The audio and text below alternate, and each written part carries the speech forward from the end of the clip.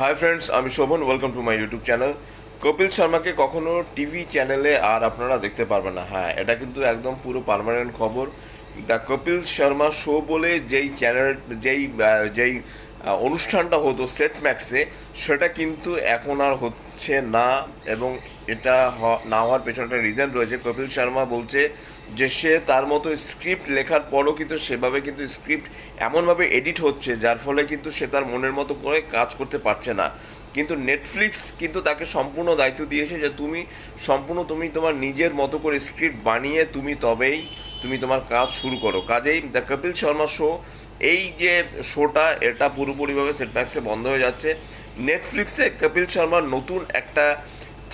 তার একটা নতুন একটা অনুষ্ঠান শুরু হচ্ছে, যেটা কিন্তু অলরেডি একটা এপিসোড অলরেডি হয়ে গেছে। আপনারা চেক আউট করতে পারেন, নেটফ্লিক্সে কিন্তু আসছে কপিল শর্মা শো নতুন।